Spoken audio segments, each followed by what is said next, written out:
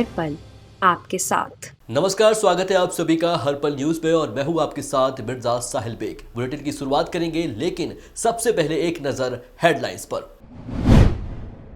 PM Modi 12 जनवरी को चेन्नई के नए कैंपस का करेंगे उद्घाटन। वीडियो कॉन्फ्रेंसिंग के जरिए तमिलनाडु में 11 नए सरकारी मेडिकल कॉलेजों और central institute of classical Tamil का होगा उद्घाटन। पीएम की सुरक्षा की चूक मामले में एसएससी में हुई सुनवाई। एसएससी का आदेश, स्वतंत्र समिति का किया जाएगा गठन। पूर्व न्यायाधीश की अध्यक्षता में होगी जांच।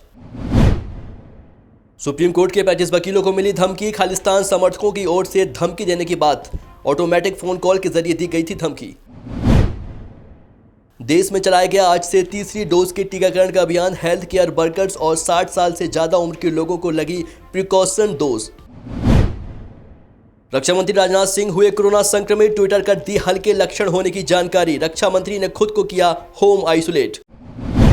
सुप्रीम कोर्ट में आज एक बार फिर पीएम मोदी की सुरक्षा चूक के मामले में सुनवाई हुई। पंजाब सरकार और केंद्र सरकार का पक्ष सुनने के बाद सुप्रीम कोर्ट ने मामले की जांच के लिए एक समिति को गठित करने का आदेश दिया है। सुप्रीम कोर्ट ने सुप्रीम कोर्ट के एक पूर्व न्यायाधीश की अध्यक्षता में एक स्वतंत्र समिति गठित करने के लिए सहमति जताई है। सुप्रीम कोर्ट ने समिति में चंडीगढ़ के डीजीपी, आईजी, राष्ट्रीय जांच एजेंसी, पंजाब और हरियाणा उच्च न्यायालय के रजिस्ट्रार जनरल और पंजाब के एडीजीपी को शामिल करने का प्रस्ताव रखा है। साथ ही केंद्रीय और पंजाब सरकार को जांच रोकने के आदेश दिया गया है। इससे पहले मामले पर अपना आदेश देने से पहले सुप्रीम कोर्ट ने कहा है कि हमें आज सुबह ही पीएम की सुरक्षा से जुड़े दस्तावेज मिले हैं। सुनवाई के दौरान सुप्रीम कोर्ट ने कहा है कि पूरे मामले में चूक हुई है।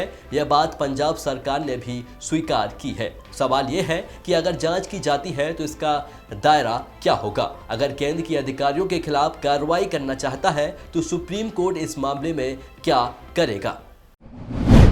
देश की सर्वोच्च न्यायालय कही जाने वाली सुप्रीम कोर्ट के वकीलों को धमकी भरे कॉल आ रहे हैं। सुप्रीम कोर्ट के लगभग 35 वकीलों को धमकी दी गई है। बताया जा रहा है कि ये धमकी भरे कॉल खालिस्तान समर्थकों की ओर से किए जा रहे हैं। सिख फॉर जस्टिस की ओर से इंग्लैंड ने नंबर से आए ऑटोमेटिक फोन कॉल के जरिए ये धमकी दी गई है। कॉल की ऑडियो रिकॉर्डिंग से ये खुलासा हुआ है कि कॉल करने वालों ने कहा है कि किसानों और पंजाब के सिखों के खिलाफ दर्ज मुकदमे में सुप्रीम कोर्ट पीएम मोदी की मदद न करे। आपको याद रखना चाहिए कि सिख दंगों और नरसिंहार में अब तक भी एक दोषी को भी सजा नहीं मिली है। करीब दर्जन भर वकीलों ने दावा किया है कि उनको धमकी भरी क्लिप मिली है। Supreme court advocate on record association ने एक बाबत सुप्रीम कोर्ट के सेक्रेटरी जनरल को सिख फॉर जस्टिस की ओर से मिली इस धमकी की सूचना दी है।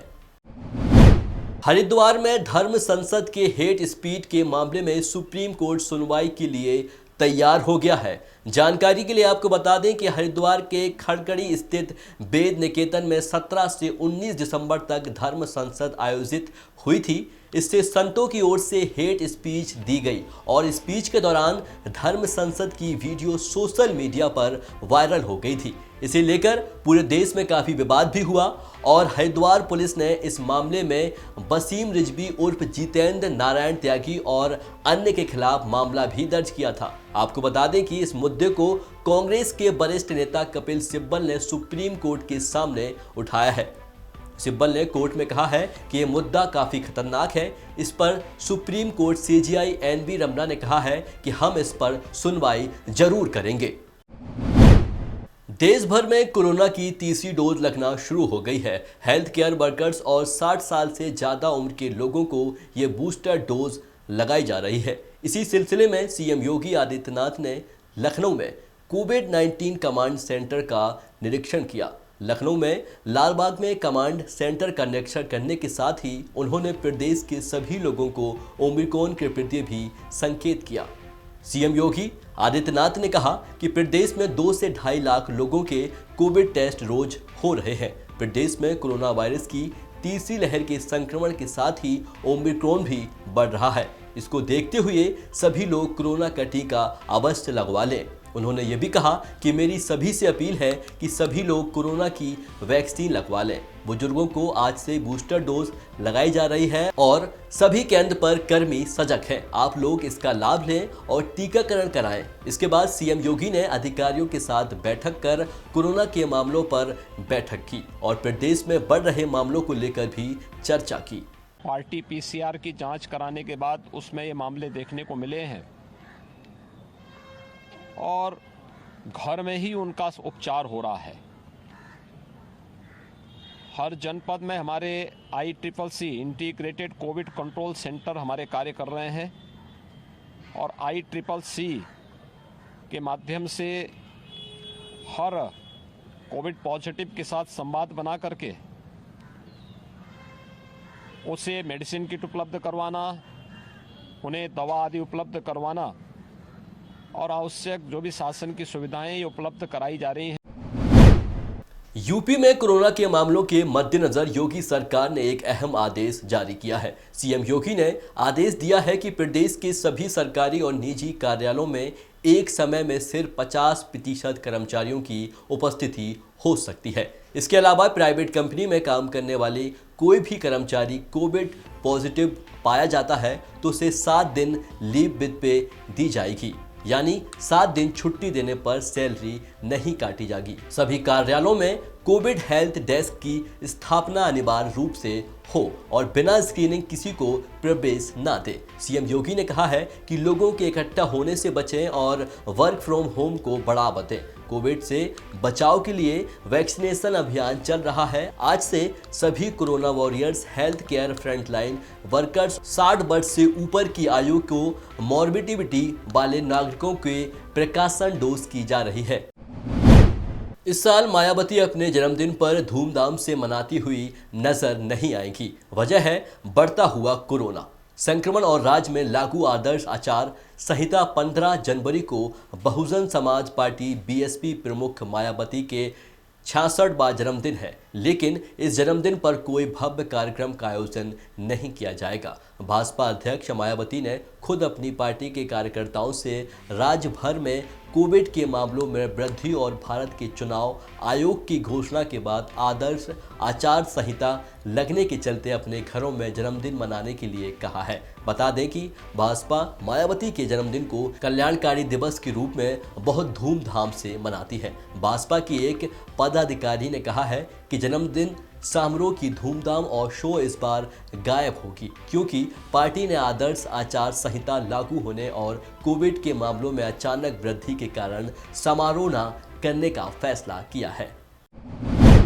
गोवा में बीजेपी सरकार के मंत्री माइकल लोबो ने इस्तीफा दे दिया है। लोबो ने बताया है कि मैंने गोवा कैबिनेट और विधायक दोनों से इस्तीफा दे दिया है। मेरे निर्वाचन क्षेत्र के लोग मेरे फैसले का सम्मान करेंगे। साथ ही लोबो ने कहा है कि हम तय करेंगे कि इस पार्टी से लड़ना है या स्वतंत्र लड़ना है। लोबो ने अपनी बात रखते हुए कहा है कि बीजेपी में कार्यकर्ताओं की कोई अहमियत नहीं है। मनोहर पारिकर का जो मार्गदर्शन था वो अब पार्टी में आगे नहीं जा रहा है। उनके समर्थकों को दरकिनार कर दिया गया है। Elections are already declared. Model code of conduct is in place, and we have to go for the next elections. And I am quite sure people, constituents of Kalangut constituency will respect my decision, what I have taken just now, to resign from the cabinet, and they will give me this opportunity to serve them back again as the MLA. I am going to resign also as an MLA today, and I will see what next steps to be taken. Uttarakhand के पूर्व CM Harish Rawat ने आज एक press conference की। इस press conference में पूर्व CM Harish Rawat ने मौजूदा सरकार पर आचार संहिता का उल्लंघन करने और सरकार पर चहीतों को नौकरी देने जैसे आरोप लगाए हैं। हरीश रावत ने कहा है कि वर्तमान सरकार चुनाव आयोग के आदेश की बहुत शर्मनाक तरीके से अवहेलना कर रही है। ये बहुत शर्मनाक है कि आबकारी, शिक्षा, स्वास्थ्य, सहकारिता विभाग में चहेतों को पोस्टिंग दी गई है। बड़े पैमाने पर राजनीतिक नियुक्तियां हो रही हैं। जिनकी नियुक्तियां हुई हैं उनकी प्रेस रिलीज पोस्टर चुनाव की तारीख घोषित होने के बाद लग रही है, जो अपने आप में इस बात का प्रमाण है कि ये नियुक्तियां चुनाव आयोग के दिशा निर्देशों का उल्लंघन करके हुई है। हमने चुनाव आयोग को ऐसे विभागों की सूची भेज दी है और शिकायत दर्ज की है। मुंबई एयरपोर्ट पर सोमवार को एक बड़ा हादसा होने से टल गया। एयरपोर्ट पर यात्रियों से भरी फ्लाइट को पुशबैक देने वाली गाड़ी ने अचानक आग लग गई। यह हादसा V26 और स्टैंड पर हुआ है। बता दें कि वाहन को मुंबई से जामनगर जाने वाली फ्लाइट को पुशबैक देना था। वाहन में आग लगने की वजह का पता अभी तक नहीं चल पाया है। बताया जा रहा है कि घटना के वक्त विमान में 85 लोग सवार थे। हादसे के वक्त एयरपोर्ट पर अफरा तफरी मच गई। हालांकि एयरपोर्ट प्रशासन के मुस्तैदी दिखाते हुए आग को जल्दी से बुझाया गया। इस दौरान फ्लाइट पर भी कोई नुकसान नहीं पहुंचा है। हरियाणा के टोहाना के मॉडल KM विद्यालय में 7 दिवसीय NSS शिविर का शुभारंभ किया गया है। इस शिविर का शुभारंभ खंड शिक्षा अधिकारी रघुवीर सिंह नैन ने किया है, जो कि यहां मुख्य अतिथि के रूप में मौजूद रहे हैं। इस दौरान शिविर में हिस्सा ले रहे स्वयंसेवकों को स्वच्छता की शपथ दिलाई गई। इस दौरान खंड शिक्षा अधिकारी द्वारा स्वयंसेवकों को पर्यावरण के बारे में बताया गया और NSS के द्वारा किस प्रकार राष्ट्रीय सेवा में योगदान दिया जा सकता है, इस बारे में भी बताया गया। कार्यक्रम के दौरान कोरोना नियमों का पालन किया गया और सभी ने मास्क, सोशल डिस्टेंसिंग बनाए रखी। वहीं स्कूल के प्रिंसिपल रणधीर पुनिया ने बताया कि हम स्वच्छ भारत की तर्ज पर चलते हुए शिविर में सफाई विशेष ध्यान रखेंगे। उन्होंने बताया कि पर्यावरण का साफ होना मनुष्य जीवन के लिए बहुत ज़रूरी है। इस आयोजन में पौधारोपण भी किया गया। आपको बता दें कि इस शिविर में कक्षा 12वीं के 100 स्वयंसेवक हिस्सा ले रहे हैं। आज से हमारी स्कूल कैंपस में एक सप्ताह पौधारोपण, खेल परिसर की सफाई, कमरों की सफाई। बच्चों को पर्यावरण, जल संरक्षण, सौर ऊर्जा पर विशेष ध्यान देने के लिए कहा गया और विद्यालय में पौधारोपण भी किया गया। विद्यार्थियों को NSS का महत्व बताया गया। स्वयंसेवक के रूप में आप क्या काम कर सकते हैं, राष्ट्र को क्या समर्पित कर सकते हैं, राष्ट्र निर्माण में क्या योगदान कर सकते हैं। विद्यार्थियों मोटिवेशन के साथ इस कैंप का विधिवत रूप से शुरुआत की गई। मां बनने का एहसास सभी महिलाओं के लिए बहुत ही खास होता है। ऐसा कहा जाता है कि जब एक महिला मां बनती है यह उसके लिए एक नए जीवन के समान होता है। मगर कुछ ऐसी महिलाएं होती हैं जिन्हें किन्हीं कारणवश मां नहीं बन पाती हैं, लेकिन अब उन महिलाओं का सपना IVF के जरिए साकार हो रहा है। जानकारी के लिए बता दें कि पहले इसे टेस्ट ट्यूब बेबी के नाम से जाना जाता था। इस प्रक्रिया का प्रयोग पहली बार 1978 में इंग्लैंड में किया गया था। आपको बता दें कि इस कार्यक्रम में गाजियाबाद के जीवन ज्योति हॉस्पिटल में IVF की सेंटर शुरू हो रहा है, जहां पर IVF के जरिए महिलाओं की सूनी गोद को भरने का काम किया जा रहा है, जिसका शुभारंभ केंद्रीय मंत्री के रिटायर्ड जनरल BK सिंह के द्वारा वर्चुअल में किया जाएगा।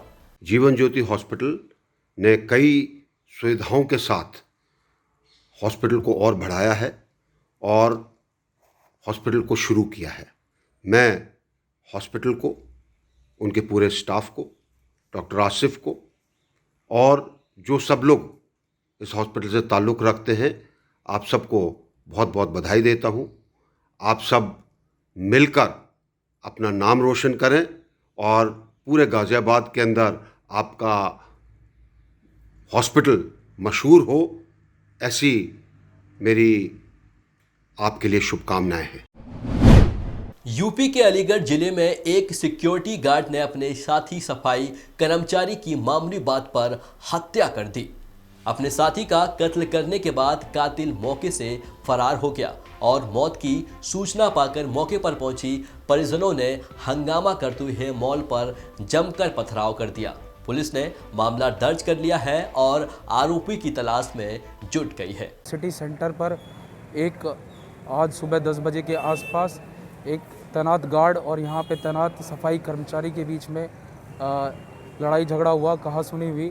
इसके बाद इनके बीच में बीच बचाव वहाँ पे कराया गया, परंतु उसके बाद एकदम से जो सफाई कर्मचारी है उसको जो यहाँ पे तैनात सिक्योरिटी गार्ड था उसने अपनी जो अपनी गन थी उससे फायर किया, जिससे सफाई कर्मी के चोट लगी है, गोली लगी है और वहाँ से तुरंत पुलिस मौके पे पहुँची और उसको अस्पताल में भर्ती कराया गया है, जहाँ पे उसका इलाज जारी है। कोरोना वायरस के तेजी से बढ़ते संक्रमण को ध्यान में रखते हुए दक्षिण रेलवे ने एक अहम फैसला किया है। रेलवे ने कहा है कि आगामी 10 जनवरी से चेन्नई क्षेत्र में सिर्फ उन्हीं लोगों को ट्रेन में चढ़ने की इजाज़त होगी जिन्होंने कोरोना वैक्सीन की दोनों डोज ले ली हों। इतना ही नहीं, दक्षिण रेलवे ने परिसर में मास्क नहीं लगाने वालों यात्रियों पर 500 जुर्माना लगाने का भी फैसला किया है। तमिलनाडु में कोरोना वायरस संक्रमण और इसके ओमिक्रॉन वेरिएंट के बढ़ते मामलों के चलते राज्य सरकार ने 6 जनवरी से कई तरह के प्रतिबंध लागू कर दिए हैं। रेलवे को दिशा निर्देश दिए हैं कि उपनगरीय ट्रेन सेवा 50% क्षमता के साथ चलेंगी। वहीं रेलवे ने बयान में कहा है कि यात्रियों को यात्रा टिकट या मासिक सीजन टिकट जारी कराने के दौरान वैक्सीनेशन का सर्टिफिकेट दिखाना होगा। कोरोना के बढ़ते मामलों को देखते हुए हरियाणा सरकार ने स्कूल और कॉलेजों को 26 जनवरी तक बंद रखने का फैसला किया है। यह जानकारी शिक्षा मंत्री कंवरपाल गुर्जर ने ट्वीट करके दी है। अपने ट्वीट में लिखा है कि कोविड-19 महामारी के बढ़ते मामलों के कारण विद्यार्थियों की सुरक्षा हेतु सरकार ने राज्य के स्कूलों और कॉलेजों को 26 जनवरी तक बंद रखने का निर्णय लिया है। वहीं ऑनलाइन शिक्षण जारी रहेगा, जिससे आने वाली परीक्षा की तैयारी पर केंद्रीय होकर स्कूल और कॉलेज आवश्यक कार्रवाई करेंगे। फिलहाल राज्य में विंटर वेकेशन चल रहे हैं, जिसको देखते हुए सरकार की ओर से यह फैसला लिया गया है।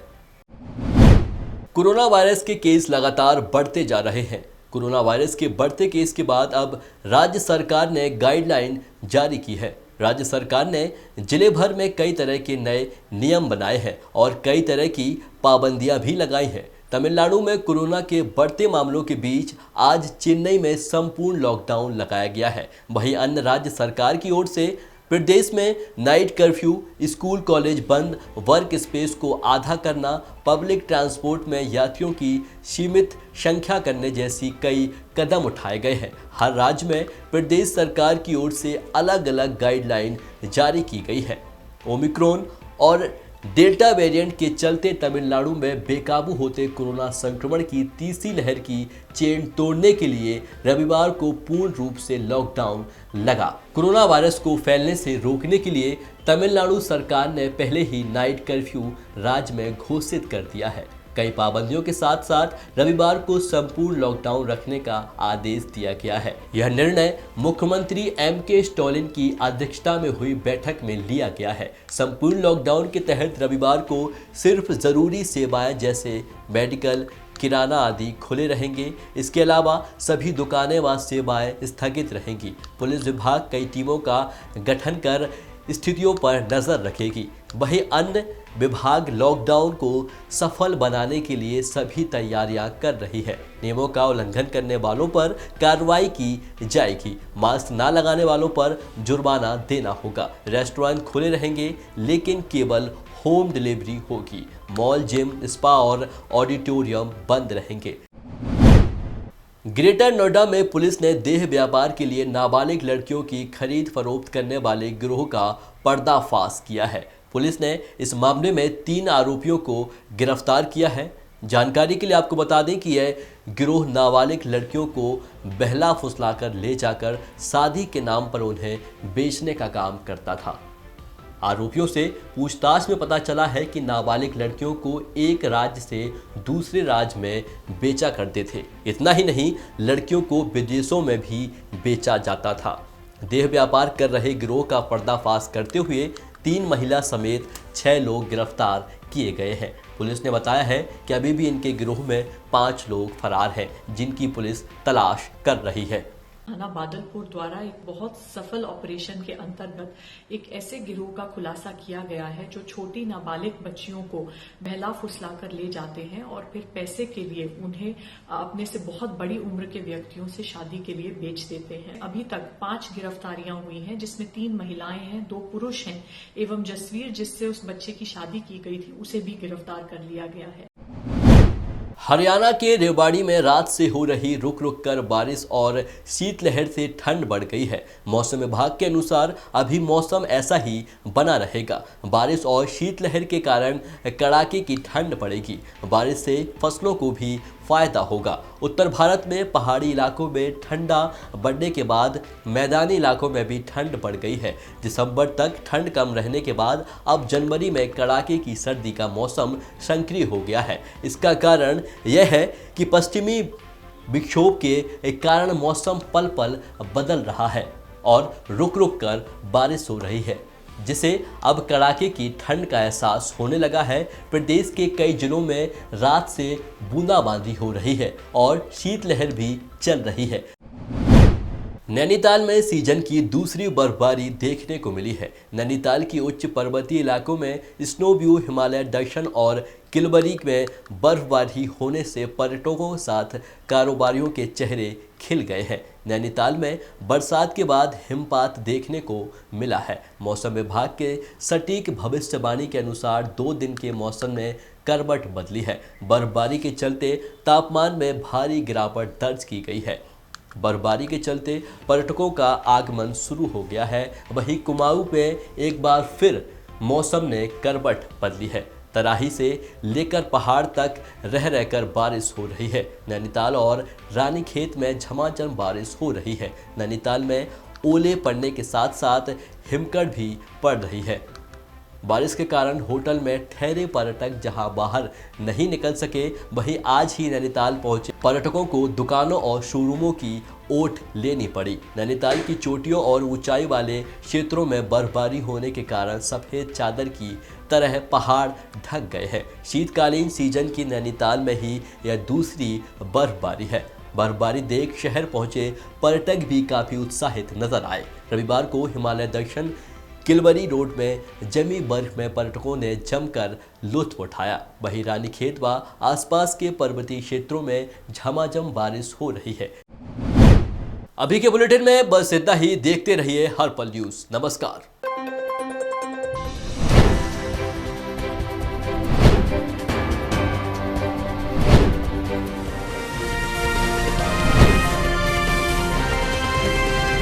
हर पल आपके साथ।